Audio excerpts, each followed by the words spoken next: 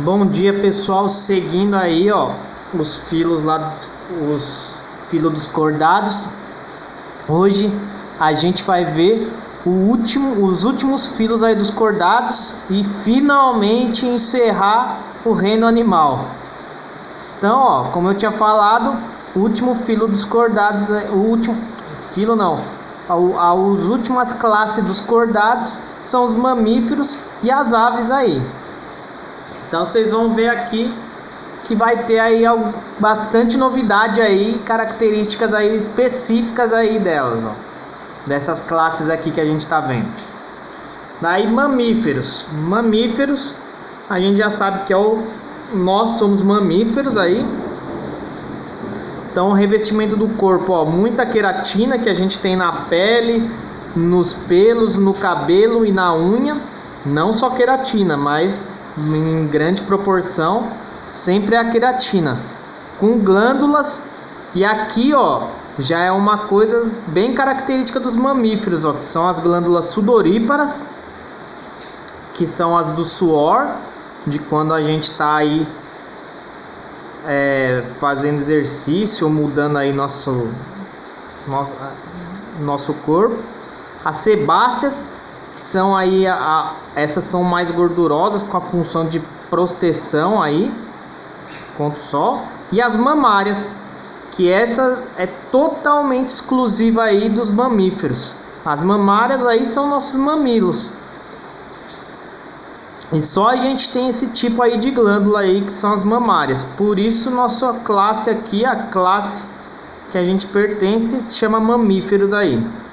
Respiração pulmonar e com uma novidade, um músculo chamado diafragma. Lembrando, esse músculo diafragma, ele fica embaixo dos pulmões, bem encostado embaixo dos pulmões, e ele que quando a gente contrai ou descontrai ele que enche, que ajuda no processo de encher e esvaziar os nossos pulmões aí.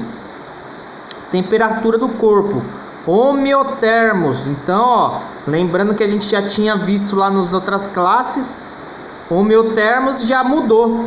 Todos os que a gente tinha visto era heterotermos, que dependia de uma fonte externa aí de calor. Agora o homeotermos já produz o próprio calor. A gente, apesar de usar blusa, tudo, a gente produz o nosso calor. Claro, até um limite aí a gente consegue controlar nossa temperatura sem o uso de roupas aí. Mas homeotérmicos ou endotérmicos, a mesma coisa, produz o próprio calor. Nosso coração, já diferente, mais completo que dos outras classes lá, ó, 2 aurículas ou átrios e 2 ventrículos, dupla e completa, ou seja, passa 2 vezes lá pelo coração o sangue, por isso dupla e completa. Excreção, ácido úrico, que é o menos tóxico dentre das excreções que tem aqui nos cordados. Fecundação interna, então todos os mamíferos têm um lugar para o encontro dos espermatozoides, no nosso caso o útero. Desenvolvimento direto, então todos os mamíferos eles nascem igual aos pais, só vão crescer de tamanho e amadurecer sexualmente. E todos os mamíferos aí, com algumas exceções, são vivíparos. Ou seja, o feto, o embrião se desenvolve dentro da mãe, não existe ovo aqui. E somos aminiotas. Ou seja, tem âmnion aí durante o desenvolvimento dentro do útero. E mais uma novidade ainda, a placenta. Além de o âmnion, tem a placenta também. Então, ó, vocês viram que apareceram várias novidades aí, ó, todas praticamente todas exclusivas aí, quase todas exclusivas aí dos mamíferos. Daí nas aves, ó, lembrando, eu falei quase todos porque aqui tem uma exceçãozinha aqui. Tem um mamífero só, que ele não é vivíparo, que é aquele que a gente chama de ornitorrinco, que ele é ovovivíparo. Ele tem o ovo dentro do corpo, na hora de eclodir ele bota o ovo e ele já quebra e nasce o filhote. Então por isso que eu falei que quase todos, menos o ornitorrinco. Vamos lá para as aves. Ó, o revestimento do corpo aí, ó, pele fina, seca e sua característica principal coberta por penas aí. Sem glândulas, com muita queratina.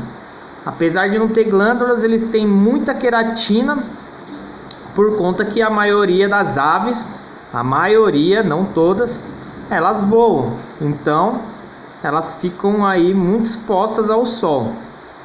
Então tem que ter também bastante essa proteção de queratina. Respiração pulmonar, com também uma novidade aqui, ó, uma exclusividade, sacos aéreos. São sacos a mais que eles têm dentro do corpo deles, que servem para controlar várias coisas aí. Para controlar o nível de altura do voo ou do nado também, para os que nadam. E por aí vai. Então esses sacos aéreos aí, exclusivo das aves. Temperatura do corpo igual a gente, homeotermos ou endotérmicos, produzem o próprio calor. Coração igual ao nosso também, 2 aurículas ou átrios e 2 ventrículos, dupla incompleta. Como que a gente diferencia? Qual é a única diferença que tem entre nosso coração das aves e os dos mamíferos? Nós sabemos aí, vocês já devem lembrar, tem uma artéria chamada aorta no nosso coração. A nossa, ela fica virada para o lado esquerdo. Das aves, a aorta fica virada para o lado direito. Então essa é a única diferença aí. Excreção ácido úrico também.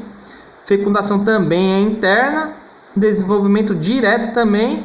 Mas as aves são todas ovíparas. Então todas as aves botam ovos. E também são amniotas, que tem esse líquido aí, o âmnion, lembrando que é para proteção e nutrição, mas não tem a placenta. E por que as aves ficaram aqui por último?